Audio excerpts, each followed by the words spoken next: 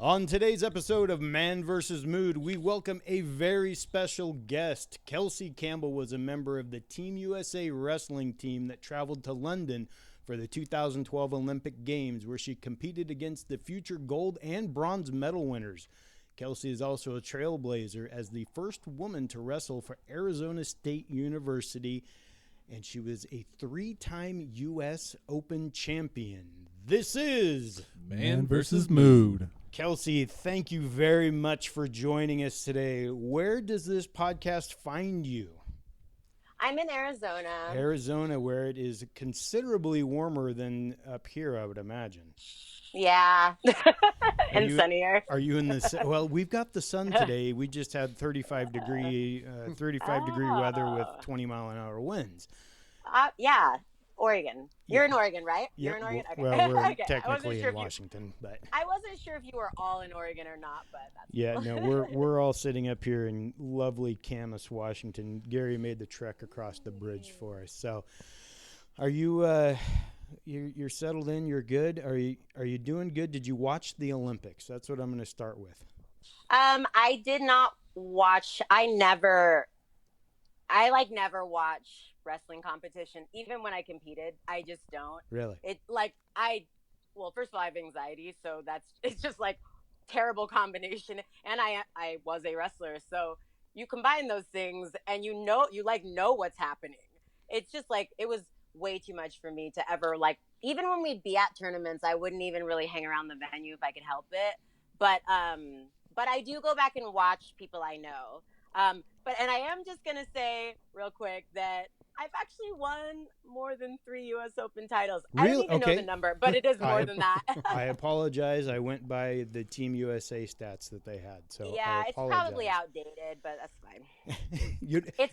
You've won more than you can count. That's when you know you're balling out. When you've won more, yeah, that's. I'm just old too, so I just cannot remember. I can only imagine. Yeah.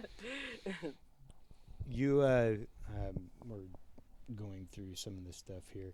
It's all good. What do you think what's your greatest accomplishment on the mat? We'll start there. In your opinion, not necessarily the world's opinion, your opinion. Yeah, I think making that team. And you know how it is when you have like those pinnacle moments. It's like literally it's the things that I did leading up to that. Like that was the outcome, but really I'm very proud of, like, because even when you're going through it, you're so zoned out and focused. And I'm not that far removed from my career, so I don't have complete hindsight, to be honest. But I look back on that process and I'm like, those things don't just happen. And even talented people who are in the prime of their careers, we all think like, oh, I'm good at this. Oh, it just, whatever. Not that we don't put work in, but we really forget so fast the little things that we did. And, so when I look back on that time, I'm really proud of the little things that ultimately led to that victory. And that's why it was so emotional, because really, I mean, even the mental work, like I really was surrendered about winning or losing. I really was. So that was a proud moment for me. Just being an example of that type of victory, and this is something that comes up more in Olympic sports than pro sports, obviously, but the thing that women have dealt with a lot in wrestling specifically, but, just in general in blue collar sports, is just the visibility. And then when a sport like wrestling gets a superstar, it's like, we want so bad to focus on that person. I mean, there was like 3 people on the planet that thought I was going to win that day. Really? And so, well, I'm exaggerating, but like, I think that if you really want to inspire people, you have to show people that victory can come in different packages. You do not have to be like the woman that inspired me was my training partner going into that. She is now the coach of the first women's D1 wrestling program, Clarissa Chun. she was an underdog and she won. And I was like, I needed to see her. I don't need to see like the guy that always wins. Yeah. I was never the person that always won, ever. And so I don't need to see that. Like, some people get inspired by that. I need to see someone that's a human like me. So yeah, that was I think that was a very that was a process. That was definitely a journey, just getting to that point. I can imagine that. So I told you when we started this that we were going to talk about something we felt blessed about, and I totally blew right through that. So I'm going to rewind us just a little bit. We're not going to stop the recording, but it's all good. Let's bring Mike in here. Mike, what are we feeling blessed about today? Man, I'm just blessed to have good friends. I had coffee today with a buddy of mine, Mark, who actually has a question for you. We'll go over that in a little bit. But I'm just really blessed to have friends that are a great conversation with philosophical, theological, and just get to hear what his views and opinions are and have him listen to mine. It was just really kind of like our conversations when we first started meeting for coffee. We met for like an hour, and then it turned into 2 hours, and then 2.5. So I'm like, I got to get going. But yeah, I just love having good friends like that. And not being judged for it, and not getting in a fight and things like that. That's awesome. Gary, what do you got for us? Yeah, for me too, like I'd say the same thing. So I just think, I've had people reach out to me that were super excited to hear, from Kelsey, and like wanted me to ask her questions and stuff like that as well. And, just thinking about the things and the people that I had like in my life before, like I really, began to want to be better and began to want to make changes, to the people that I have now. And it's so important. Like you are, who the people that you're surrounding yourself with and stuff, and there's definitely something to be said about that. And, like I'm thankful for the place that I'm in, and I just, can't wait to get bigger and better and go from there. That's awesome. Gary always comes in with the super inspirational stuff. Kelsey, how about you? What are we feeling blessed about today? Friends are cool, but since that one's taken, I'm going to say something else. So this is like the second opportunity I've received this month to speak in a setting regarding like mental health or really? You know what I mean? Yeah. Which is weird because I am more vocal about it, and I'll make this quick, but it's been a really hard couple months for me, and this is not the type of thing I would have sought out right now. Like right now in my life, even though I am vocal about it. So I'm just grateful that like entities and these podcasts and these different things, especially men doing something like this is, but I'm just grateful because even though you guys are doing your thing for your people and your audience, like just reaching out to me did a lot for me. Like really? I was like, I got to get myself there to do, you know what I mean? Like I was like, I'm not even in a space to speak on this right now. But so I'm grateful because, I think the universe does that, or God, or whatever you believe. I think it does that, when you need it and you don't want it, but you need it. That little swift kick in the rear. Yeah. Well, and I appreciate you bringing that up as, we are kind of a men's focused podcast, but we really, really appreciate the female perspective. I don't know if Jen is a part of our team, but she just moved to Arizona, and so she's not with us today. But cool. To get a female's perspective on the things that we talk about, I think provides a lot of context for men out there that may have questions as to why a woman, talks to them that way or whatever it might be. So that's something that the three of us have really appreciated. So we thank you so much for taking the time to share your story with us and put up with Gary, because we know he can be a real pain in the ass sometimes. No, for me, what I'm feeling blessed about is having you here and on the technical side for me, having things actually work smoothly is it doesn't always happen that way. So I'm very thankful that everything worked smoothly and we got everything dialed in, and everyone sounds great. And so I know it's a small dork thing, but it means a lot to me. So I'm really glad to be able to connect with you all the way down in warm Arizona. So like we said, we got a few questions from our viewers and on social media and things like that. So I wanted to start with one of those. If you are, Mike, is there one in particular that you wanted to ask? Yeah, Kelsey, you said you're just recently out of your career, and one of the questions that we got was from Kelly, and she is asking, how is the transition from being a professional wrestler to a normal life, and how'd that go for you, and what are you doing nowadays? Oh, that's the question. So, like normal life. Right. I've never felt normal. I'm so sorry to disappoint. But the transit, so it's weird because I was so ready to retire. I was so ready. So I was happy to just have made the decision and to have had the courage to just see it through, because retiring a lot of times, or like closing the door on things, can just be so scary. No matter what. I mean, when I tell people what it's like breaking up. It really is like ending a relationship. I did that sport for almost 20 years. That is a long time to do a really anything. long time. So, and it's such a strange life. It's not like retiring from a regular job. It's like so different. And so I was very happy to like hang my boots up, so to speak. But the transition part there was a lot of challenging parts to that. Like some of them are pretty normal, I think, for anyone retiring from a sport. I think then you throw in other aspects to it. I think for me, and then like throw in COVID and whatever. That messed anything up in anyone's life? I wasn't aware. Yeah, yeah, right. It's just like this thing that like happened a couple of years ago. Yeah. And it's still happening. So I think for me, yeah, it was a very, very, and honestly, it's like all the I don't even know if it's mourning. It's not even mourning, but there's definitely different stages of life change, right? Oh. So the it has been challenging. I'm grateful to be doing something different with my life.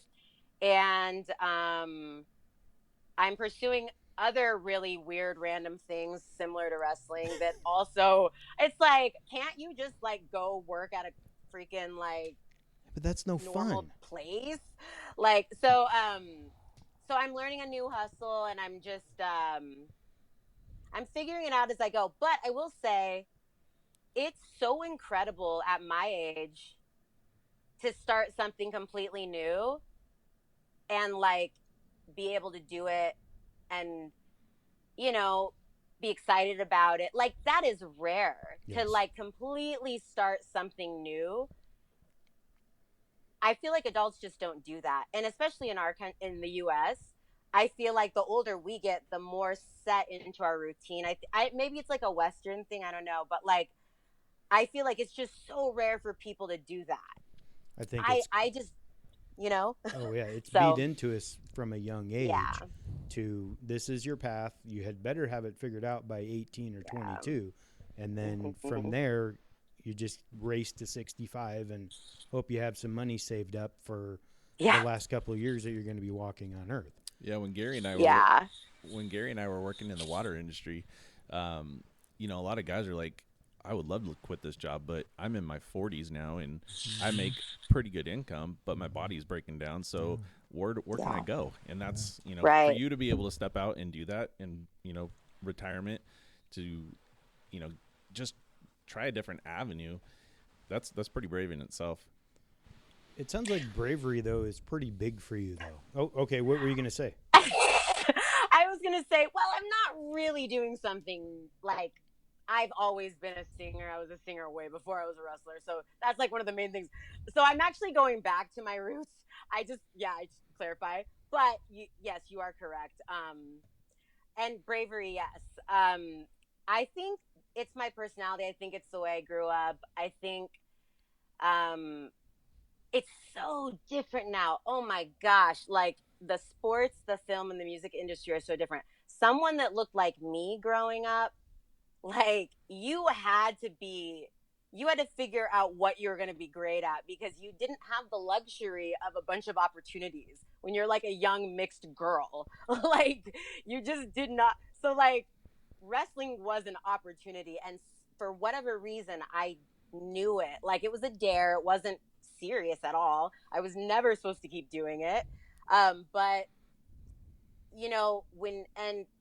just a lot of dysfunction growing up. And so for me, like bravery was, first of all, for me to ever find my way out of that, I had to be brave.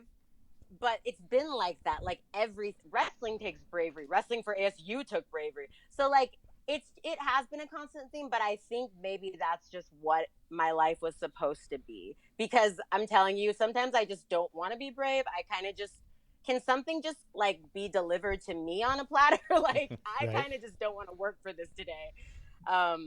But you set the stage for Yeah. at Arizona State, especially as the first female wrestler. Am I correct in that? Yeah.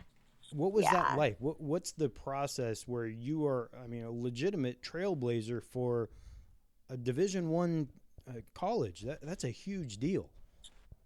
Yeah. So it's actually crazy. And if you actually look up ASU right now, it's insane how different it is. Like the wrestling team, they literally are signing like the top girls there. They don't even have a women's team yet. Oh, And girls really? are just moving. Yeah, there's only one Division I women's team. Okay. Like in the country, it's Iowa. They just got sanctioned like 10 seconds ago. And of course, there's ASU. I wrestled for ASU. Today, there's been less than 50 girls that have wrestled for a Division I college. I mean, to date, I can count the number of girls. I was the 13th. It's crazy. But the process of just joining the team, I was a student at ASU. I didn't know what I was doing. I was super broke and worked all the time and was maybe going to keep wrestling, but I didn't know because I was nobody and I hadn't done anything. And there was no women's team there, and there was like 5 women teams like in North America. And so, and I wasn't going to move to any of those places. So I joined a grappling club at ASU, and it still exists there, I think. Yeah, it's like MMA without striking, basically. That's what we did. So obviously I was the only girl, even though it's just a club. But you just organically kind of stand out. And I was okay. I wasn't great at all, but I was okay. I was better than a lot of people in the room. And this guy named Tracy, just some random guy, I think he was in his 40s at the time, and I was much younger. So like, he was really nice to me, and I was like, okay. He didn't seem creepy, but he would just like help me out, right? No, seriously. No, you have to understand. I mean, like.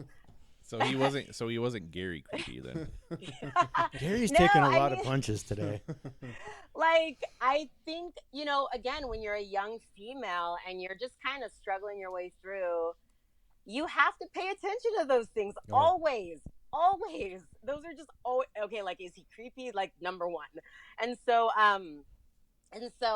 he would just help me out. Like, he was the one that was like, you should start training at the Sunkissed room, which is the ASU room. And Sunkissed to me was like, that was like the Lakers when Kobe was there. Like, I was like, oh my gosh, what? I am nobody. And so he started taking me there, and I would practice. He paid my entry fee for they had like a kids club, like the development club. It was literally like kids through high school. Really? I'm in college at this point, but I'm training with them, but I'm grateful. He's paying for me. He stays around to make sure I'm good. And really, because it's him and he's a good guy, he really was helping me. But like, this could have been really a different story, right? Yeah. And I trained there for a little while. I start to meet the coaches.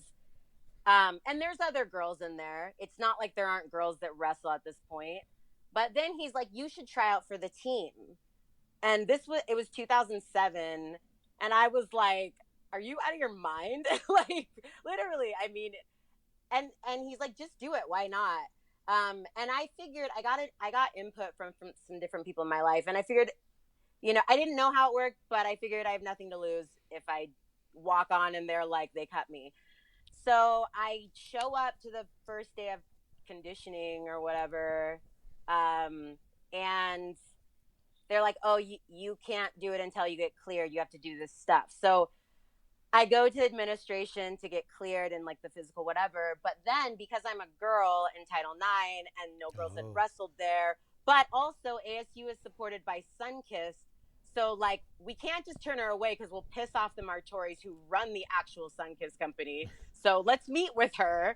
And so like there's so much there. There's like so much there.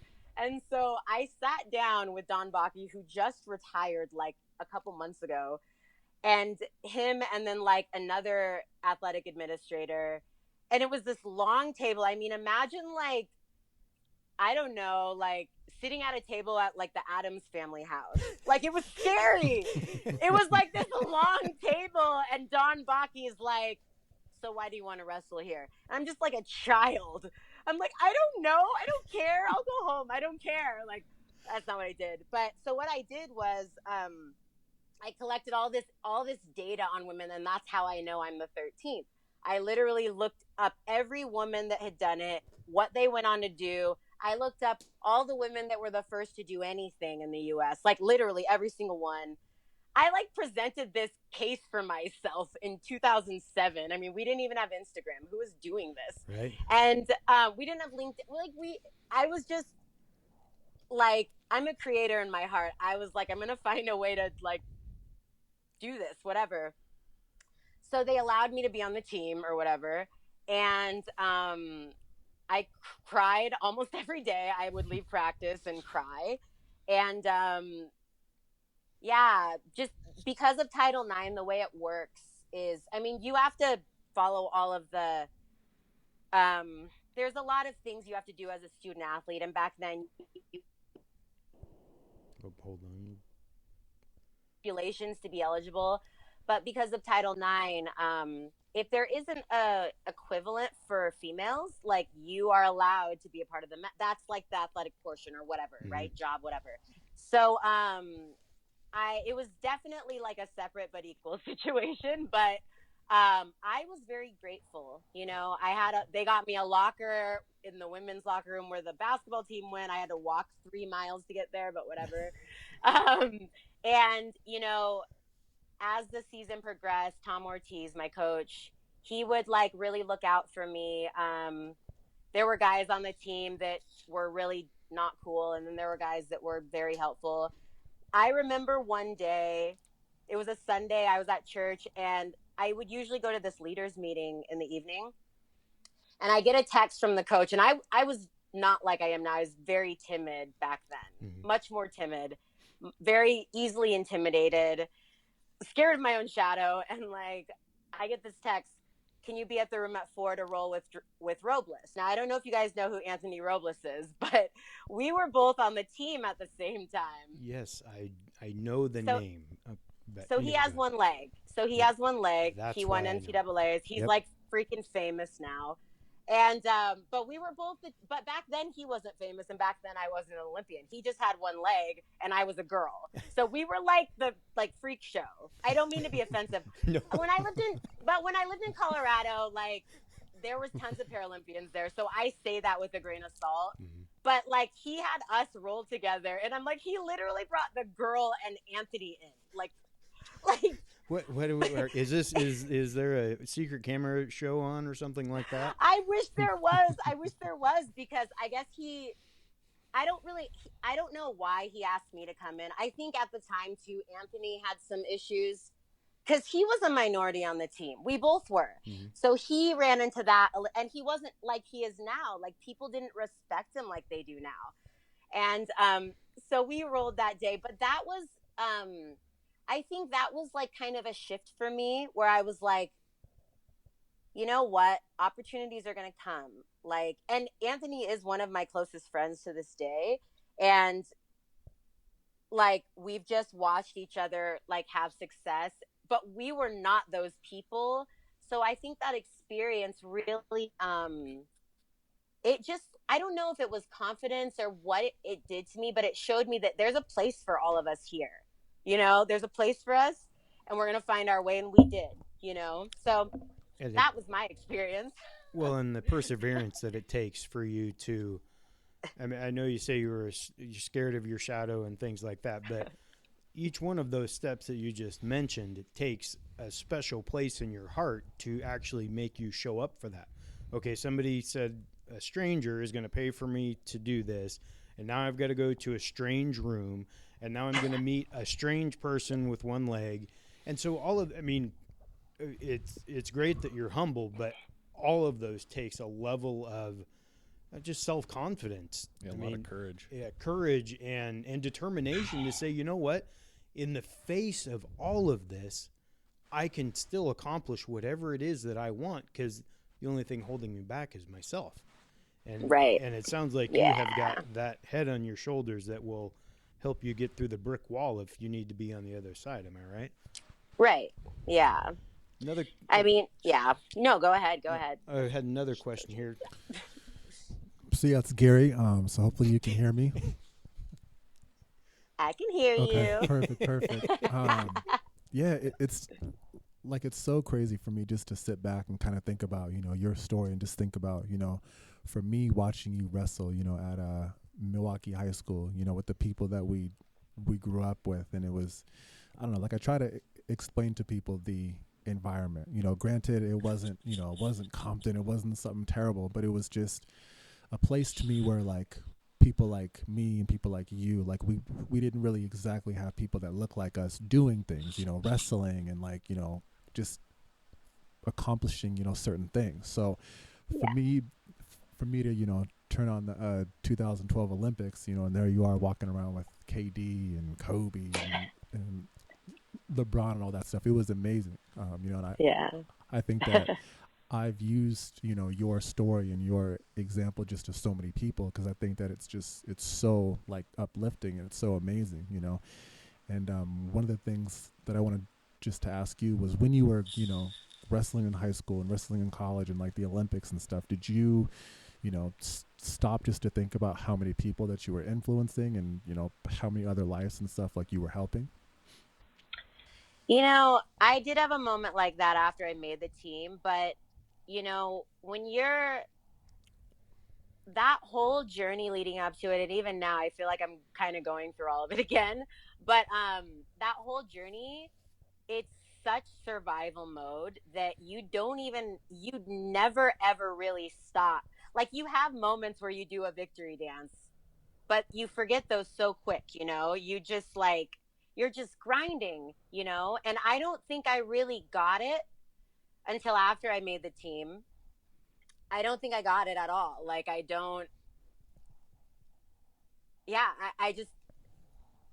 think I was still just constantly tunnel vision, because that's all I knew. That is, you are right. Like, that is, like, all and so to stop and, like, bask in it, that never happened until after I made the team, when I realized people see this, people, like, need this. It's gotta be. Yeah. Go ahead. I'm sorry. No, I was just gonna say, like, for me, I'm not gonna speak for everybody, but as you guys have seen in the recent games, a lot of us, gold medalists or not, we're, like, literally struggling through it. We just happen to have found something that a lot of people like to watch. Yeah. Like, there's people who aren't Olympians that are struggling, or who have struggled, or who have had to fight, and no one knows their story, but they have one. So yeah. Each of us has to find that spark, like you did. Wrestling was that spark to do great things in your life. Each one of us has to find that and have the courage, again, to actually go after it. And I think that, you talk about the Western world, a lot of times that gets removed either because of a family dynamic, somebody doesn't want another person to succeed, or society just says, I don't want you to succeed. I want you to be down here under the thumb of whatever it might be. And breaking through that is got to be just, I mean, I sit there, and so I don't know if I have one hand, so I'm not like I saw it earlier. Okay. So yeah. I'm not like Anthony, but that kind of dynamic is something that is incredibly unique, and I wrestled as well. So but I would mess with people. I'd go up and I'd try to shake their hand with my left hand just to watch their eyes fall out of their head because they didn't know what the hell to do. They grab it and things like that because you got to use, when you can't wrestle very well like me, you got to use the psychological stuff. So I've psychological warfare. Yeah, exactly. I had another question from Shawnee up here in Washington. She said, the mental challenge of being a female Olympian in a male-driven sport, what is that like for you? And you've touched on that a little bit, but specifically everyone thinks of wrestling as male. Actually last year when I was watching the 2021 games, I watched the majority of the wrestling was the female because the U.S. won the gold, and this one gal, I can't remember what weight class it was, and you wrestled at 58 kilogram? I wrestled, the weights change every year, but I know the girls on the team. So the girl that won gold is Tamira Mensah. Oh, is that African-American girl, yeah. She's crazy, but she's great. gotta be. She's crazy. But what was that? Did the change in the dynamic from when you first started and you kind of didn't have a warm feeling from your teammates? When did you kind of see that change, and what did that feel like for you? For ASU specifically? In ASU, the Olympic team, U.S. I mean, my Olympic experience was way different than how it is now. Oh, really? And that's a whole different story too. But so I'll answer the question. But really quick, I'll just say the ASU experience. Let me just answer the question actually, because it's a really important question.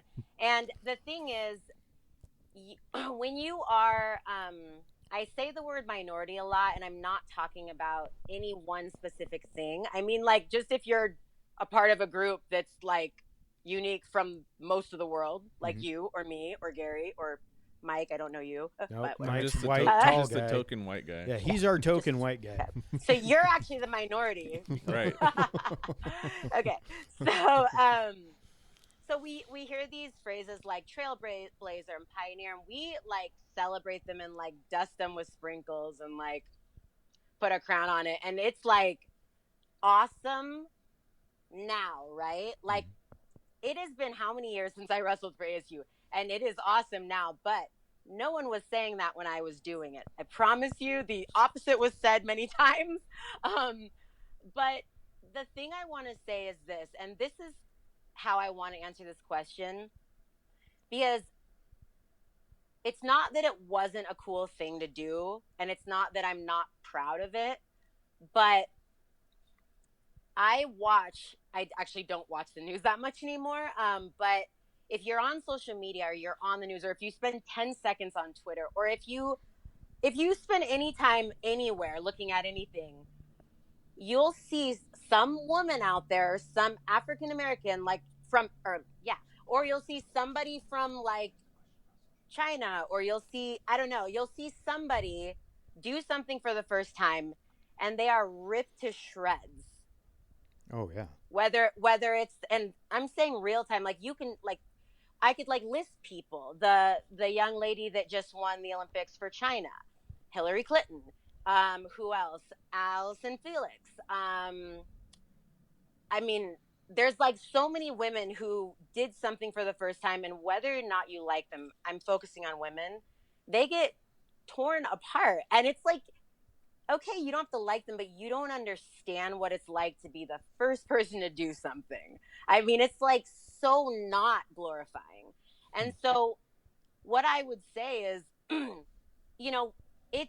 it was challenging, but that's not even that's not the hill I want to die on. I think what I wish more people to understand is, no matter what, celebrate people when they are the ones that broke that ceiling. You got to celebrate them. You may not give a crap about figure skating. You may not like China. Mm-hmm. You may it's crazy the stuff that I've seen people say. Because when people, for example, when people compete for another country, it's not for the reasons that a lot of viewers think. A lot of times it's just too competitive in the US. Yep. And figure skating in the US is crazy. I was offered the opportunity to wrestle for Jamaica. I declined. But like people, and so that's, I think that's what, when people ask me about that, that's what I think about. I'm like, you know, I'm grateful that I inspired people now at ASU. It's totally different, but I wish that we would just celebrate the trailblazers that we always celebrate, but I wish we would do it when they're trailblazing, not 21 years later when a book is written or, you know, whatever. Like, I think that for me, that takes away from my joy having done it when I see that stuff happen, you know? It's absolutely the social media aspect of it is a world that I would imagine you were thankful that you didn't have to deal with. You know, I did deal with it throughout my career. Social media, like before Instagram became important, people said crazy stuff to me on other platforms. And unfortunately, when I got the advice to not look at the media and not read the comments, it was like just a bit too late. And that wrecks you. And, you know, when I went through that, you know, we just weren't discussing these things. So I was just going through it alone. And this was after I made an Olympic team. So, while I didn't really need to brand myself or market myself the way athletes do now, that definitely wasn't a priority. Bullying was still there. People were still people, even if they weren't those types of people online. They were still those people when they watch the news or when you drive by them or you walk by them, or, you know, Humans are still humans. They're still who they are, whether they're behind a screen or not. The screen just emboldens them to, you know, whatever. Keyboard like, cowboys is what we call them. Exactly. So okay, that actually, that's nice. That kind of brings up another question that Mark, who I actually met for coffee today, and I told him we were going to be talking to you, and he had a question for you, and you kind of touched on a little bit just now, but he was like, how did you shut the noise out of social media and from the world to push through and overcome to be the best version of yourself and for the sport of wrestling? I mean, when I was trying to become the best in the world for wrestling, I was a private person, so I didn't put a lot of stuff out there anyways. I don't know, like, you get to the point where at that point, I had been wrestling and training. I started in 2003-ish. And so by the time the Olympics came, you know, 9 years of doing something, you start to figure out how to be a professional, and you start to figure out, like, this is how I focus. This is what I can't have. This is what I can. You know, you become an expert, you know. And then, you know, I think, like, as my career progressed and, like, the climate changed, I'm still figuring it out. I think all athletes are. I mean, just look online. I think we're all figuring it out still. Like, I certainly I would say now I'm doing different things now to really protect my energy and my spirit, but, like, I don't have all the answers. I haven't figured out how to tune out the noise. I'm an empath. I care what people think. I'm extremely sensitive. So, you know, I'm a person that doesn't tune out noise. I play movies in the background so that I get distracted. What movie are you playing in the background right now? What was it? I was playing Knives Out, but I turned it off. Yeah. It's if you haven't seen Knives so Out, good. for everyone, so good. Take the time to check it out because it's a great movie. So good. I've never seen it, but so I mean, for me, like, you're talking about, you know, being, you know, an empath and being, you know, sensitive and stuff, and I think for me, like, a lot of things that drove me was pettiness. Was what? Being petty. Being petty. Gary's very, very petty. Yeah. I was, like, sweaty. Like, I'm like, what? He's that very too? sweaty. I am very sweaty right now. I was like, I do not know where this is going. We're gonna call you Sweaty Gary from here on out. I'm so That's sorry. fine. No, that's awesome. Thank you. We appreciate oh, gosh. We're gonna go ahead and Flame. delete that part. No, we are actually. not deleting any of that. He's like, I'm about to get petty on you. You better quit. So one of the things that I wanted to ask you was, so when you first started wrestling, and you're at Milwaukee High School, like, was there any, one student or one teacher or a parent or anything, whether it was positive or negative, that, drove you and helped you and made you wanted to achieve the goals you wanted to get to? Yeah, surprisingly, Coach Lippy. I don't know if you remember him. Oh, yeah. He's crazy. Yeah. Oh, yeah. He's a crazy dude. I mean that in the best way if he ever hears that. So the team, it's kind of a blur. That was a long time ago. But the team throughout the season, just eventually we just kind of all became friends. And the thing about high school wrestling is you have so many skill levels. Like, even though I was terrible, there were other terrible people, so I had friends. But at the end of the season, so Lippy started bringing me to varsity tournaments for no reason. I don't know. I was not the number 2 best person on the. Tyler Laird was the number 1. I don't know if you remember him. Oh, yeah. And he kicked the crap out of me, so I avoided him. But he just like ripped me another one every time we ever wrestled. It was just not even funny. Yeah. But Lippy started bringing me to tournaments as the number 2, and I don't know why. To this day, I don't know why he did that, because he sacrificed a spot, right? And then, but I was cool with it, whatever. And then he brought me to districts. It was, I don't know how they do it now, but it was districts, again, the varsity one, which I had no business being at. And after I lost my second match, he like slapped me on the back. I was really dramatic and sad about it. Like, what did I expect? And then after the tournament was over, he hands me a flyer for the girls' state tournament. And that was life-changing, because I thought I was just winning a bet and quitting and like moving on with my life. But that is why I kept doing it.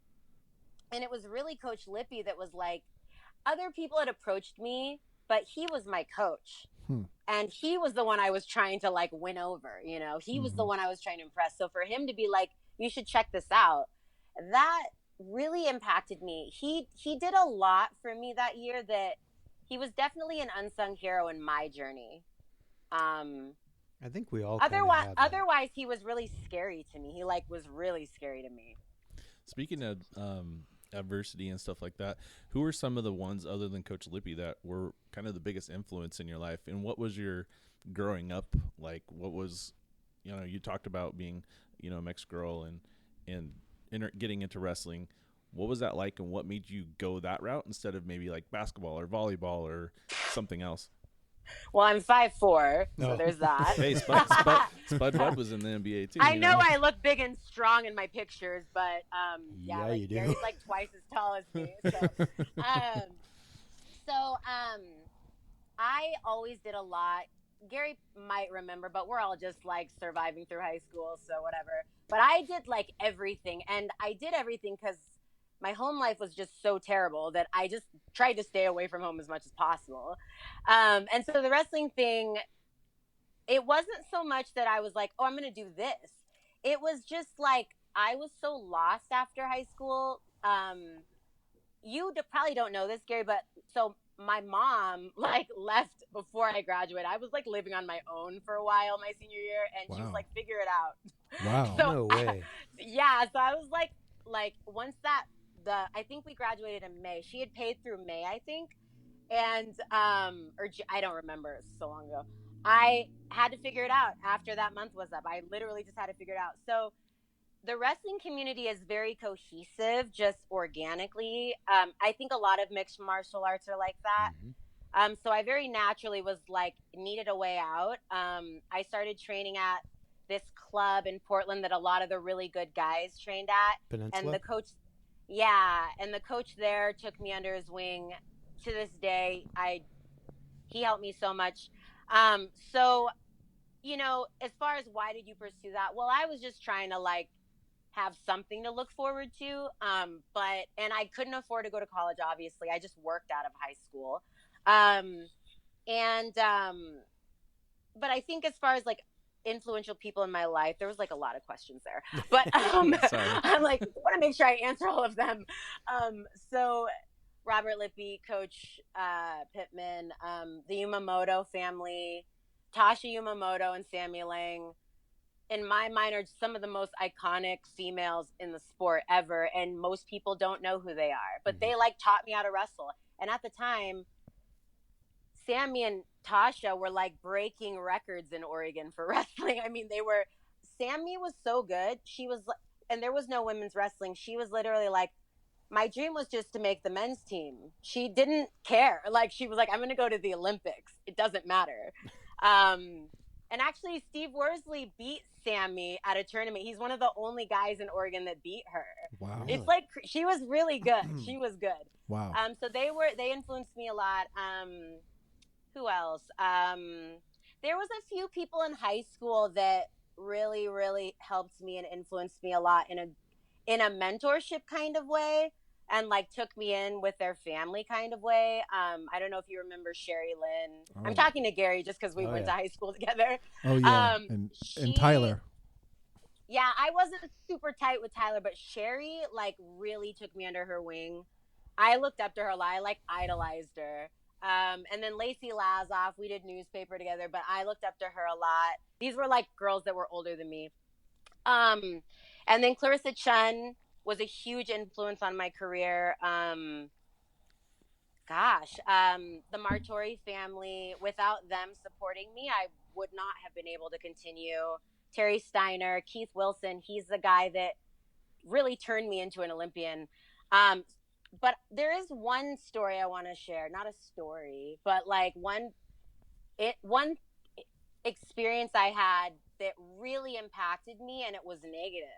Really? I mean, I had tons of them, but this one is just like, it's seared into my mind, and it's something I've shared a lot throughout the years.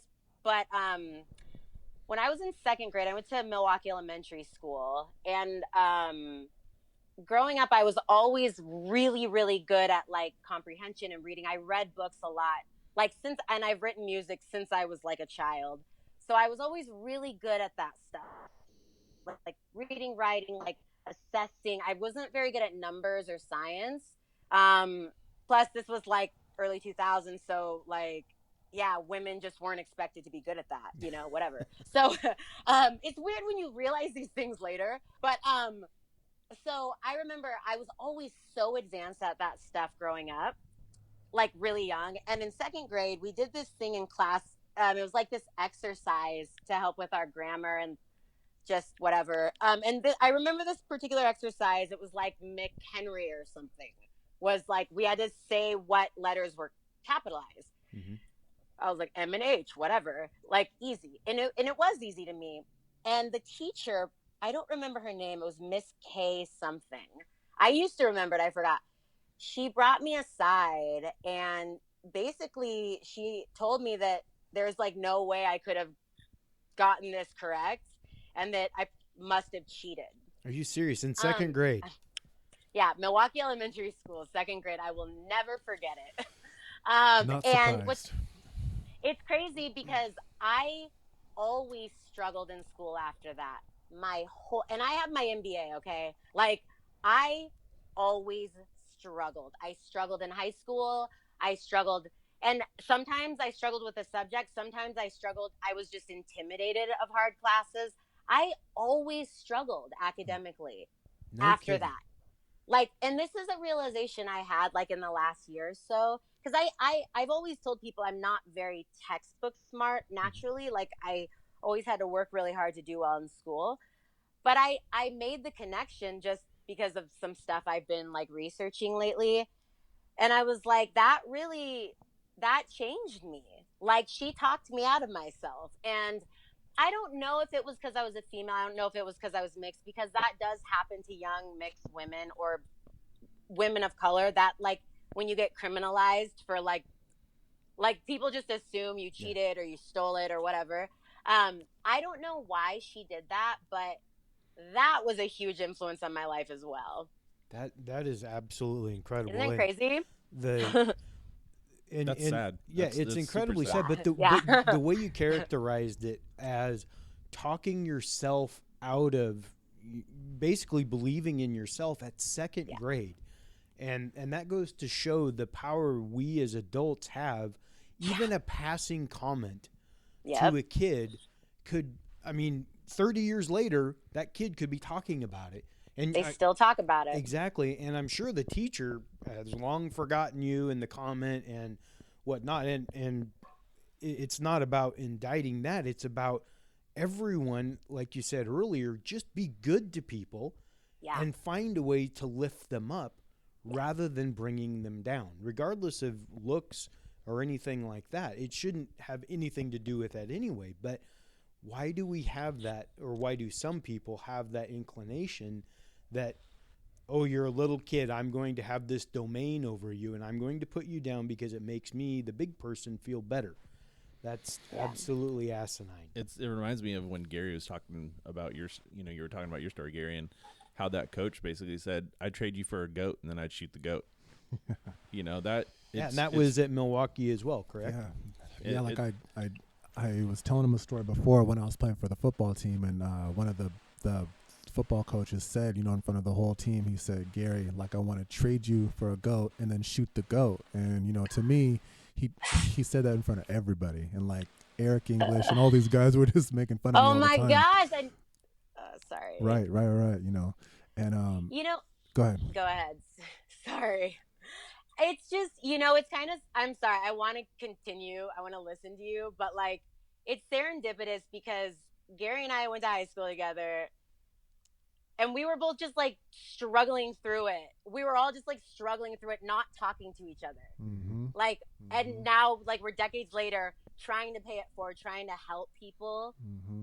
And it's but yeah, anyways, it's just crazy, anyways, I'm sorry, I didn't mean to cut you off. It just upsets me. Yeah. And positive thinking, but it upsets me that happened to you, Yeah. And just, it's sad, just like you said, I want to provide a positive light to other people around me, because just being in that environment, not seeing people that, look like you, it's tougher. And I think, hearing your story about, one of your teachers said to you, I had a teacher say some similar to me too.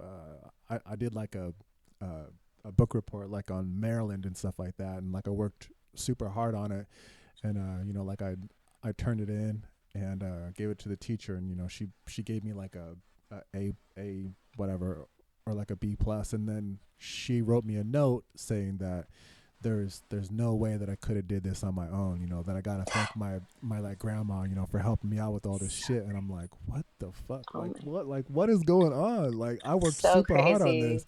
And that always stuck with me too, and that happened to me when I was in 5th grade or 6th grade, at Seth Welling. And just, it's crazy because it's now I have a 16-year-old son, and some of the coaches want him to go to those schools, and I'm just I can't do it to him, I want him I can't do it to him, I want him to be in a more diverse community. And I just think about how it was for me, and just hearing your story too, and just thinking about some of the other people that I've talked with.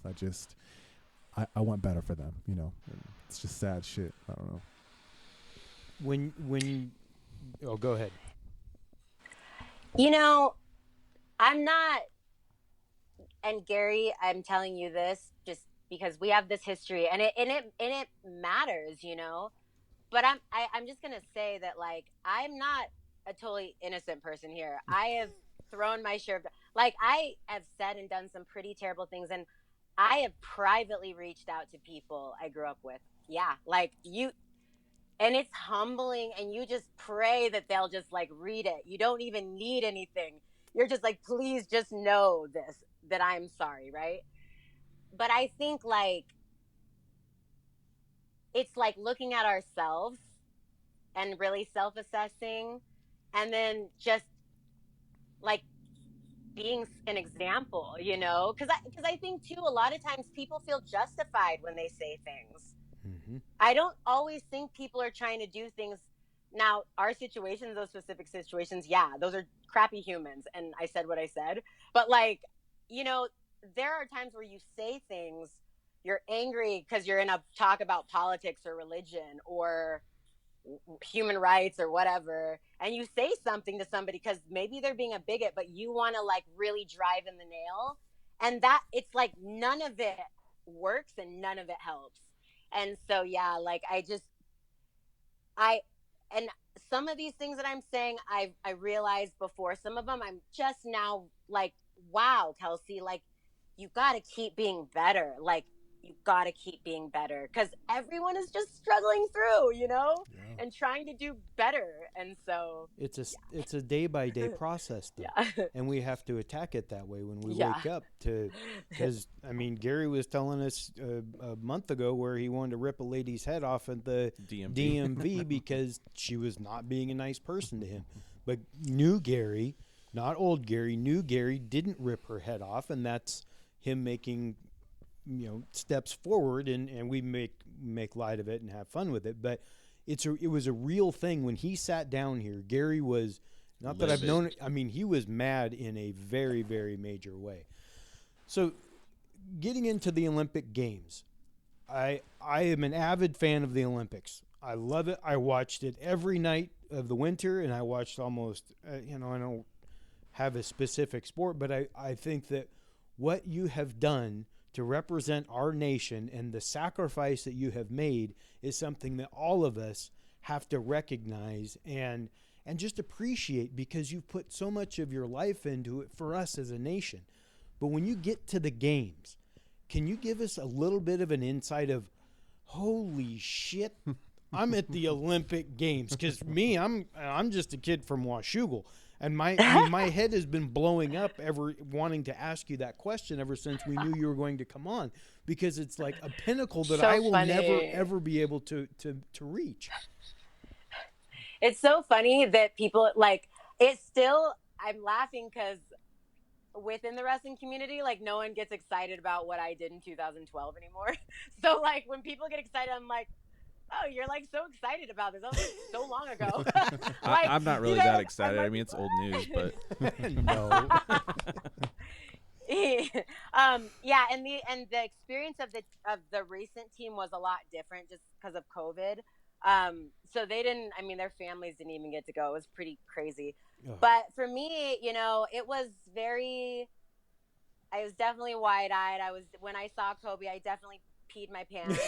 Like that's what Gary has been wanting to ask the entire time is about Kobe. That was definitely. Everybody asked me what was your favorite moment. I was like, meeting Kobe Bryant. Oh man, not even LeBron, what else right? would it be? Not even LeBron or Chris Paul, just Kobe. No, Kobe. You want to know something crazy? When we did opening ceremonies, so when your country comes out, they chant your country, like USA, whatever. Well, we're last because we're USA. Mm-hmm. And Clarissa, we were like walking together, and she's like, so the way you get on TV is you walk with the basketball players. So that's like how, like, it's true, because no one cares about us. They care about them. Yeah. So we walked by them.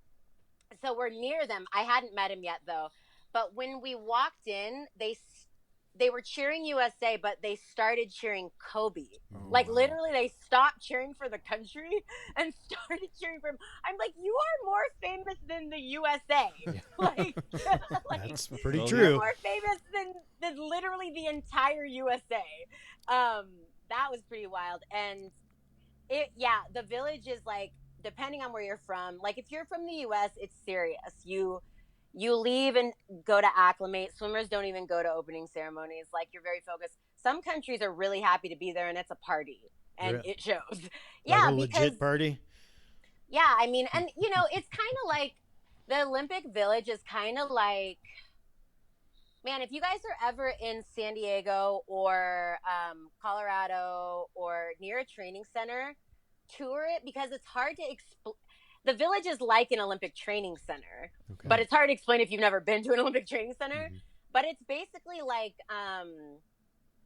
it's like a small campus, and there's this huge dining hall with food for every single type of country and person.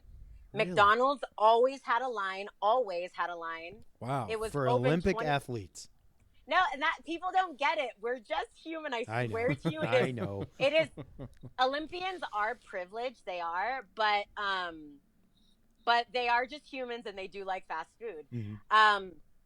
But yeah, the line was always long, and it was open 24 hours a day. They had like 24-hour fitness gyms set up. They had outdoor fields. I mean, it's basically like a mecca for an athlete. They had a nail salon there. They had a hair salon. I go in, I got to weave, right? And I'm like, do you have someone that can do my hair? And they're like, this is the Olympics. This is not like, we got people coming here from like Africa. Yeah. Like we got you. And I was like, I was just so clueless. Yeah. So the village was, I'm sorry if you can hear my dogs. That's barking. All good. They're part of our podcast sometimes. Sweet. Yeah. And then you have the PNG house, you have the USA house, which are outside of the village. You're allowed to let people into the village, but it's a very, very tedious process. There's a ton of security. When you leave the village, it doesn't matter where you're from. People chase you down to get your autograph. I mean, this was London, so they were really good fans. But you'll get chased down, even if you're just like me. Like, so. Do you have any like crazy fan encounters or... Because over there, the tabloids are really big. Were they chasing you down or anything like that? No, you do media after you compete. So, and you go through media training. There's a lot of preparation for that stuff. I didn't medal. So, it's like I obviously did media, but it's not like I'm sitting here like crying through tears with a flag around my neck. Mm-hmm. Like I was just like, I didn't get that type of coverage. But Clarissa won bronze. Another good friend of ours won gold. So I got to witness it a little bit. And this wasn't really like a crazy fan moment. But I think it's important to share. I thought about sharing it earlier, but when we were on our way to London, we hadn't even gotten any of our gear yet or anything. We stopped in Chicago, and back then the flights, everything was different. So we did a lot of our flights through like Chicago, like we did a lot of trips through there. Mm-hmm. They have a hotel there that we would work out at a lot because you could pay for the day. And we're in there, and I'm in the locker room, and at that time Asics was the sponsor for USA Wrestling, and they gave us these really cool shoes that I still have, and they only gave them to us and the volleyball team.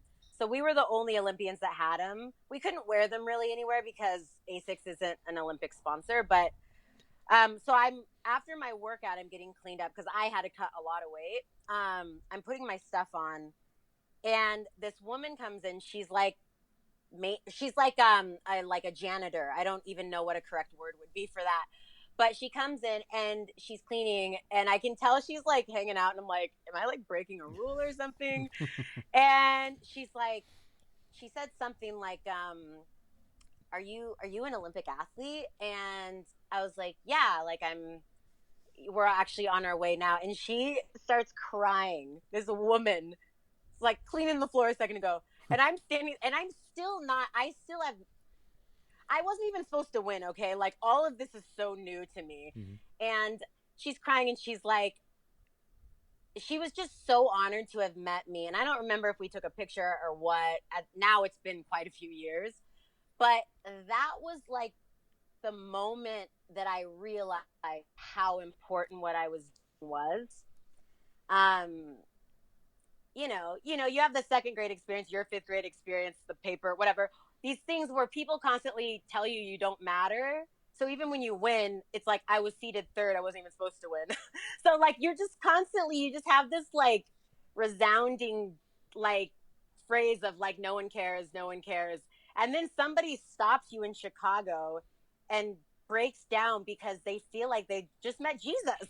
And you're like, and it wasn't like a bad pressure type thing. It really moved me a lot.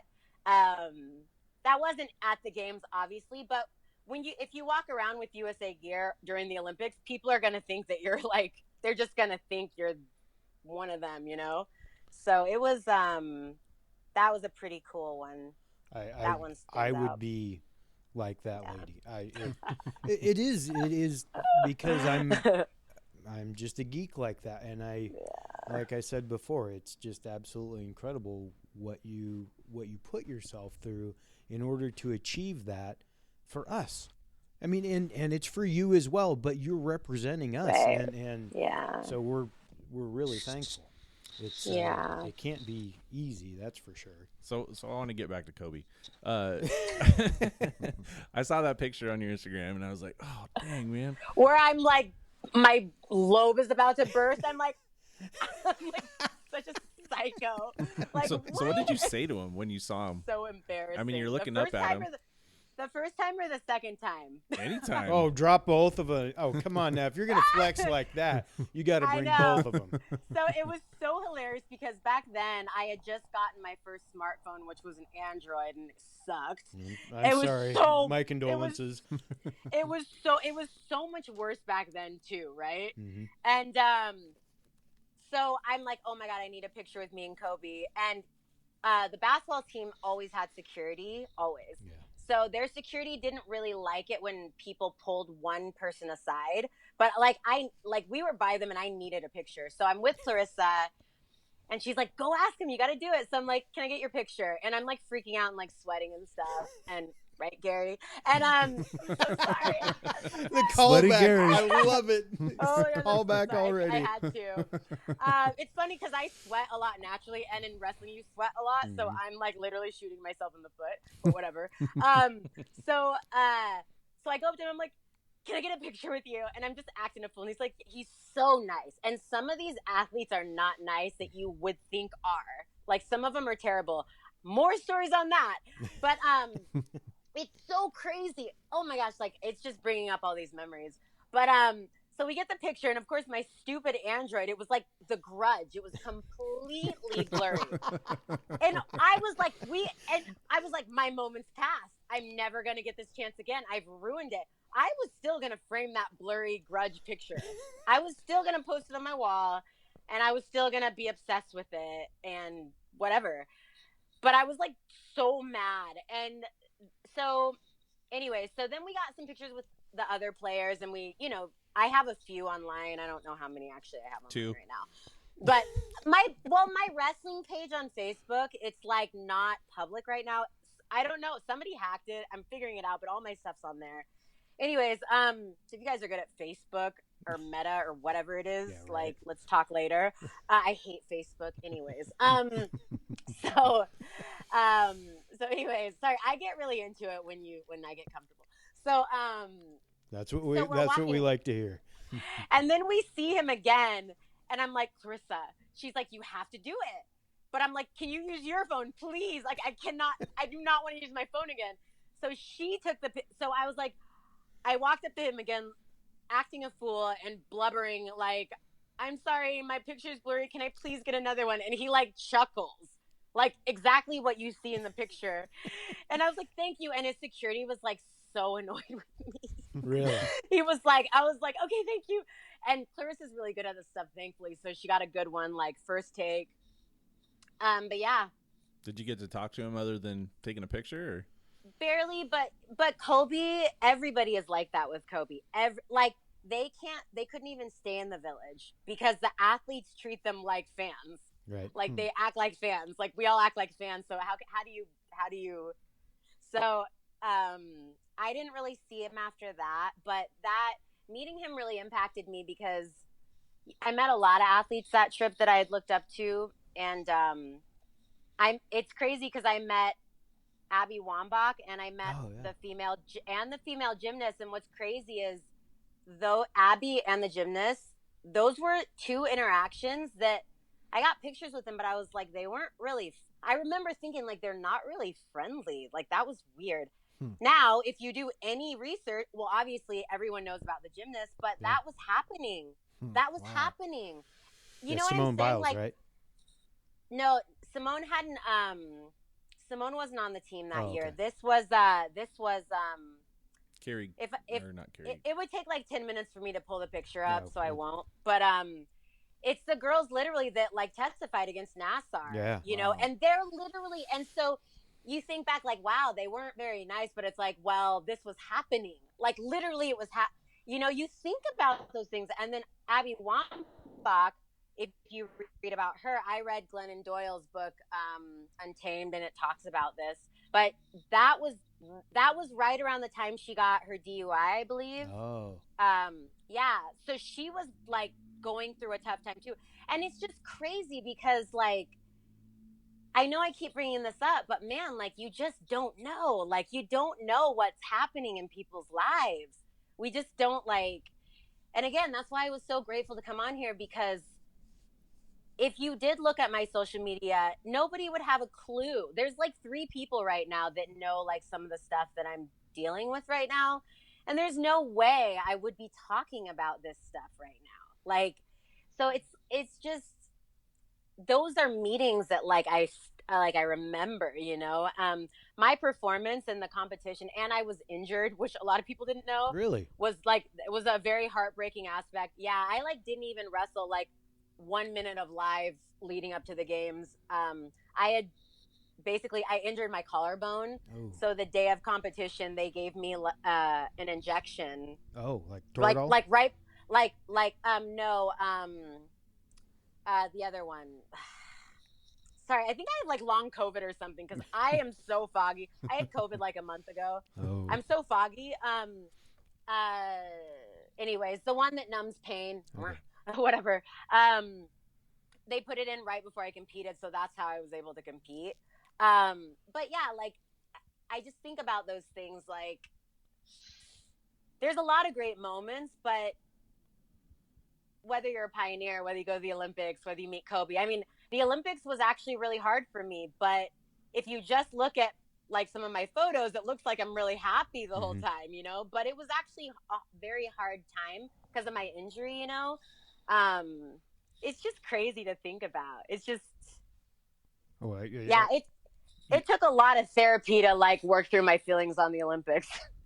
But I think I'm good now. I think I'm good on that. Is that something, the Olympic experience and the whole experience from beginning to the Olympics, if there's a kid out there listening right now, is it something that you would tell them is worth it? I mean, I guess it probably is, yes, but you have such a unique perspective on it that, to be very honest about, like, I have a friend that's a doctor. He says, I'm 50-50 on if I would ever have made that choice again, knowing now, you know, knowing then what I know now. What would be your thoughts on that? I've had that conversation with myself so many times that I probably am a lunatic, honestly. But like, I get that. I'm not a doctor. I will never be, but like, I mean, even, and she didn't say this to me directly, but close friends of hers have said, like Helen Maroulis, she was the first to win the gold. She's the one that I beat to go to London. She is, I don't know, I'm not going to quote her, but I have heard that she has said things like, I wouldn't work with certain people again, even if it cost me the gold medal. Really? Which to me, like, and like, I'm an Olympian, I'm a wrestler, I didn't medal. And I'm sitting here like, easy for you to say. And I've told people, like, I don't know if I want my kids to wrestle. I don't know if I don't have any kids right now, but like, I don't know. Like, that broke my freaking heart. Like, my heart, like, so many times, like, you know. And so, but on the other hand, it opened so many doors, and I connected with people that I know that, like, we saved each other at times. Like, there's just so much good that came from it. And you wonder, like, you just wonder. I don't know of all the whys or what, but like, I think you just accept your journey and try to make the best out of what you've done. But it's, if I said that I've totally come to terms with it and I would do it again, I'd be lying to you. Like, it's still a process you're working through. I'm talking about the whole career, though, not just the Olympics, because it's so much more than like 3 days in London, you know? Yeah. So we're sitting here, you know, talking about Olympics and your wrestling and stuff like that, you know, but I noticed that you also, so you have a clothing brand, you know, you're we got to get into your new stuff. A clothing brand. Or you're singing and stuff like that. So so what do you think is something that you're most proud of? Like, you know, would it be your wrestling, the clothing, the singing. You know, like I checked You out know, some of your songs, and they're definitely good. You know, definitely good. thank Yeah, you. yeah, yeah. You guys don't get That to means see a the lot. face she's making right now, but I got to No, see the face. I was thinking, I was like, huh, like, sorry. No, it was just funny. Yeah, like resting Kelsey face. I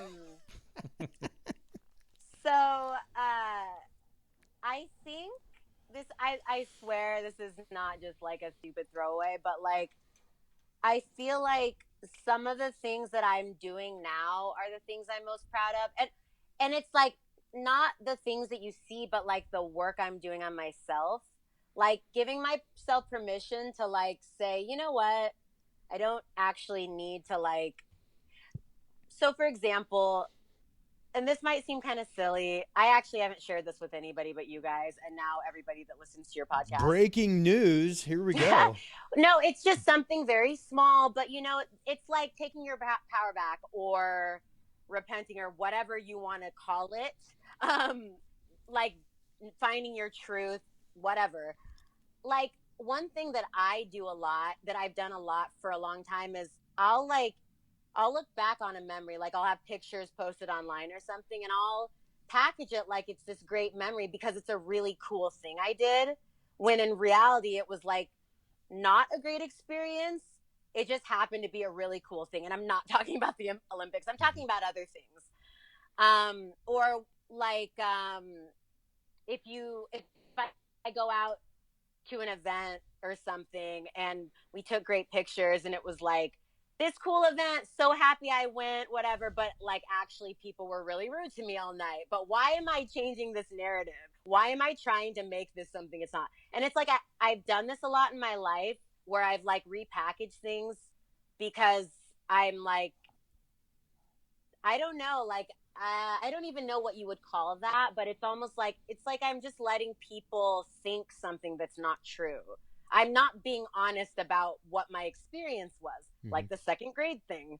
And, you know, so I think one thing I've been doing lately is just like really looking at myself, looking at what I put out on the internet, looking at what I'm creating, my music, anything that I put my hand to, my interactions with people, like be honest. Like if somebody wants to know why you're not there, be honest. If somebody wants to know, like, you know, whatever it is, I'm being vague because it's not just one thing, but it's stuff like that, like things I'm doing on myself that I'm proud of, because I think you do get to a certain age where you just accept who you are, and you just, people in my family, like they just kind of are content, you know, and they won't change, and I wish they could. And it's hard to work on yourself, but that's what I'm most proud of, because I feel like I am a work in progress and I have a lot more to do, but I'm proud of myself because I'm really like, I'm doing the work from within. And I think that has meant a lot more to me than a lot of the stuff that you see. The external stuff. Yeah. And I mean, and I think the guys would agree with me. When you start with yourself, the output of that is of higher quality, because you've worked on creating a better inside, so that what comes out of that, you know, whether it's your inspiration for music or design or, you know, clothing and things like that, if you're in a bad place, you're not be able to focus on it or things like that. What's the name of your clothing brand? It's called, so it's, I don't even call it a clothing brand because that really isn't my vision for it. It is clothing technically, but it's repurposed by Kelsey, and it's actually it's like a thrift boutique. Really? It's nonprofit, and my niche is clothing, and that's obviously like target audience, yada yada. But like my vision for it is to be more of like a repurposing community, like, and because I'm not a thrifter. I'm not. And I have a YouTube video. It's attached. I have like this thing on my back right now because I have a really bad back. So if I'm like moving around weird, that's why. Anyways, I'm like, he's like, what is she doing? And it's like a personal story of why I really wanted to bring this to life. But I was never intending to like sell clothes to people. I wanted to create a safe space where somebody could get something awesome and not feel ashamed about going to Goodwill like I did when I was a kid. So it was definitely not. So yeah, it is a clothing store, sort of. But it's a thrift boutique and it's a nonprofit. And I am so sorry. You're good. Anyways, so my vision for it is like a couple people that I'm working on collaborations with right now is putting together outfits that we donate to people getting on their feet again or coming out of a halfway house or even jail, you know, like giving people a second chance, but not making it like, I just know what that's like, you know, not, I've never been to jail, but like, there's a lot of shame around that. And I wanted to create something that took the shame away and made it, I wanted to make it more normal. Like, you don't have to be a thrifter to wear something someone else has worn, you know, like.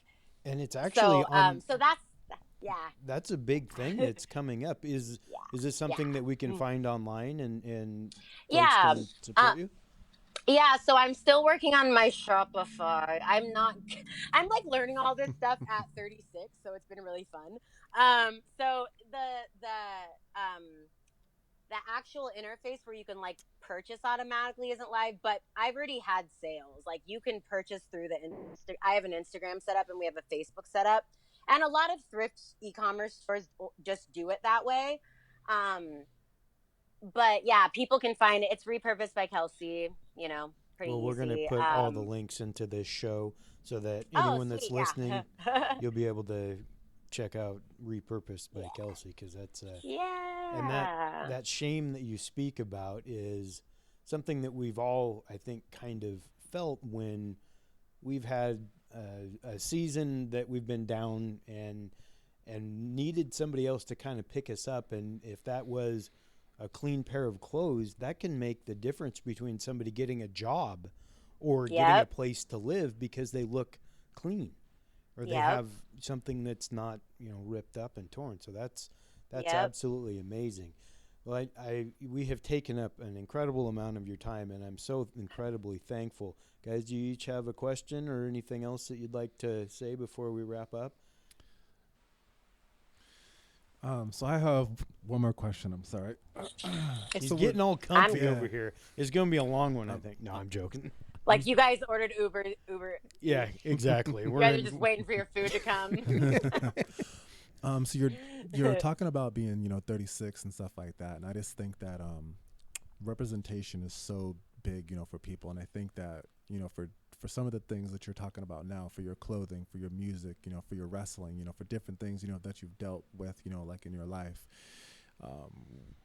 When you think about yourself, you know, going through high school and, you know, facing different, you know, problems and issues and stuff like that, what would you say to yourself, you know, being a 36-year-old, talking to yourself like as a high schooler? Like, is there anything, you know, you would tell yourself or talk to yourself or, you know, pick yourself up or whatever? Good question. Yeah. And actually, you know, I've done a lot of that type of, we call that shadow work. Yep. Mm-hmm. So I've been doing a lot of that. It's a fun process.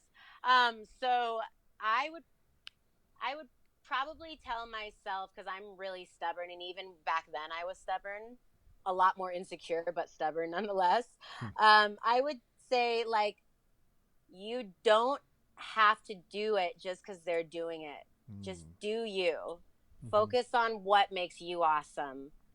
You don't, there was so many things, there's so much time I wasted in high school just because people were doing it. So much time wasted. Yeah. And even after high school, sadly. So I would just say, you know, don't get talked out of yourself and just love yourself first, you know, and like really convince yourself of that, work on that and focus on that. And that's like, I would drive that home to young Kelsey all day, every day. Okay. That's an incredible thing to say. And shout out to the shadow work. That is not something many people know about. And shadow integration and things like that. It's good stuff. I've done some reading. I've done some things. Honey. This is Mike. I just wanted to commend you for, you know, really looking deep within yourself. And, you know, that we've all been on this journey it's pretty new for us as well. But to see the second chance that you're giving yourself, emotionally and mentally, you know, a lot of people are scared to approach that. And so for you to be able to do that, you know, that's pretty awesome. So thank you for coming on the show. I'm glad I talked to Gary and have him come on and give his, you know, his perspective from growing up, and it's awesome to hear yours. And we'd love to have you on again. Yeah, that's what I was just going to say is I would really like, because I feel like we've begun a conversation that, I mean, your story is so broad that we could go a million different directions, but I think there's a lot of people out there, and even remove the Olympics and what you have done to get yourself to that level of competition, and then to say, I'm good with that. I'm going to put that behind me, and now I'm going to repurpose clothing for less fortunate and singing and things like that.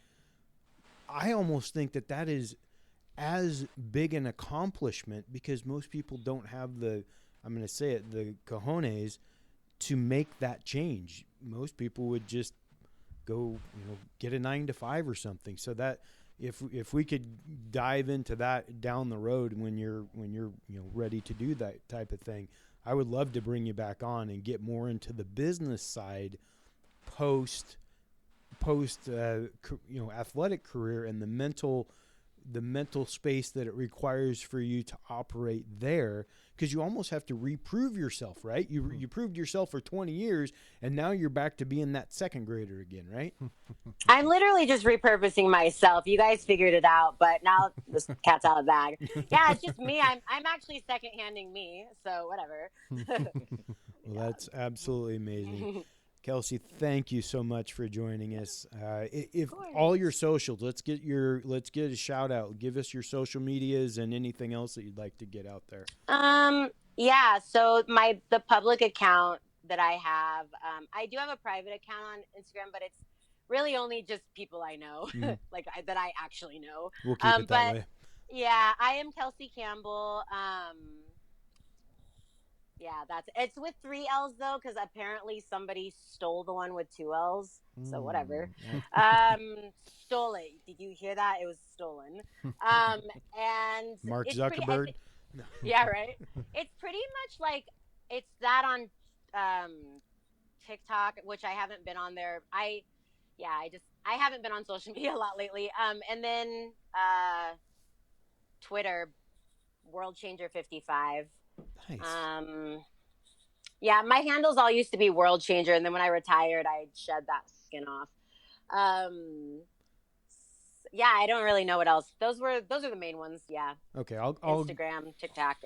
Off the air, I'll get all of them. Make sure I have the spellings right so that we can include them. But Kelsey Campbell, we thank you so much.